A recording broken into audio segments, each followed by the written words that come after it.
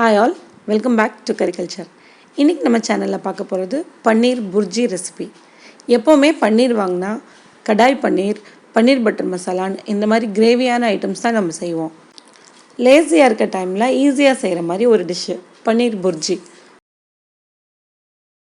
ஒரு heavy bottom pan எடுத்துக்கலாம். அதில் 3 டேபிள் ஸ்பூன் அளவுக்கு எண்ணெய் சேர்த்துக்கிறேன். 2 பெரிய வெங்காயத்தை இந்த மாதிரி சாப்பர்ல சேர்த்து பொடியாக கட் பண்ணி சேர்த்துருக்கேன்.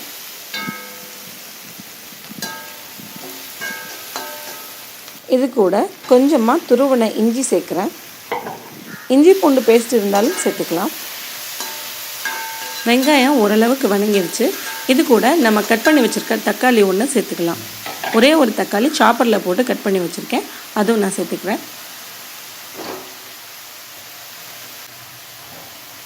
தக்காளி வணங்கத்தான் லேட் ஆகும், அதனால் தக்காளி வணங்குறதுக்கு கொஞ்சம் டைம் கொடுத்து நல்லா வணக்கணும். இது கூட ஒரு கேப்சிகம்மை நான் பொடியாக நறுக்கி வச்சுருக்கேன், அதையும் சேர்த்துக்கிறேன்.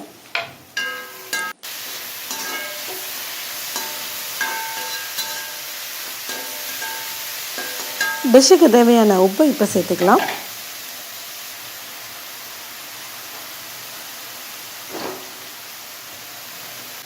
இதோட கொஞ்சமாக மஞ்சள் தூள், ஒரு அரை டீஸ்பூன் அளவுக்கு மிளகாய் தூள், அரை டீஸ்பூன் அளவுக்கு கரம் மசாலா. பன்னீருக்கு காரம் அதிகமாக இருக்காது, அதனால் அரை டீஸ்பூன் மிளகாய் தூளே போதுமாக இருக்கும். நான் 2 டீஸ்பூன் அளவுக்கு சோயா சாஸ் சேர்த்துருக்கேன். சோயா சாஸ் உடம்புக்கு ரொம்ப நல்லது தாங்க. சோயா சாஸ் சேர்க்குறனால நல்ல டேஸ்ட்டும் கிடைக்கும். தேவையான அளவுக்கு மல்லித்தலை சேர்த்துக்கலாம்.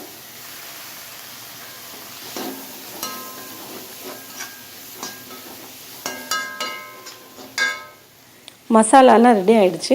இப்போ நம்ம எடுத்து வச்சுருக்க பன்னீரை சாப்பரில் போட்டு ஃபைனாக சாப் பண்ணி சேர்த்துக்கிறேன். உங்கள்கிட்ட சாப்பர் இல்லைன்னா நீங்கள் கிரேட்டரில் துருவி கூட சேர்த்துக்கலாம். இது 200 கிராம் பன்னீர் இருக்கும். பன்னீர் சேர்த்து நல்லா கலந்து விட்டுக்கலாம். இப்போ இது கூட ஒரு அரை டம்ளர் அளவுக்கு மட்டும் நான் தண்ணி சேர்க்குறேன். உங்களுக்கு டிஷ் எப்படி வேணுமோ அதுக்கேற்ற மாதிரி தண்ணி அட்ஜஸ்ட் பண்ணிக்கோங்க. ட்ரையாக வேணும்னா தண்ணியே சேர்க்காமல் அப்படியே சாப்பிட்லாம்.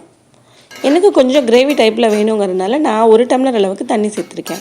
உப்பு காரம் செக் பண்ணிக்கோங்க. இந்த டைமில் உங்களுக்கு காரம் ரொம்ப கம்மியாக இருந்ததுன்னா நீங்கள் பெப்பர் பவுடர் சேர்த்துக்கலாம்.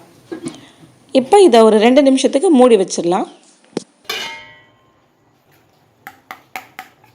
ஒரு 2 நிமிஷம் கழித்து நம்ம அது கூட ஒரு 2 டேபிள் ஸ்பூன் அளவுக்கு ஃப்ரெஷ் க்ரீம் சேர்த்துக்கலாம்.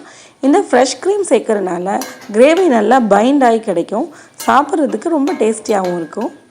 பன்னீரில் ப்ரோட்டீனும் கால்சியமும் அதிகமாக இருக்குங்க, அதனால் பன்னீர் வீக்லி ஒன்ஸ் செஞ்சு கொடுக்கறது ரொம்ப நல்லது. இந்த ரெசிபி செய்கிறதுக்கு ஈஸியாகவும் இருக்கும், சாப்பிட்றதுக்கு டேஸ்டியாகவும் இருக்கும். இந்த ரெசிபியை உங்களுக்கு பிடிக்கும்னு நம்புகிறேன். கண்டிப்பாக இதே மாதிரி நீங்கள் ட்ரை பண்ணி பாருங்கள்.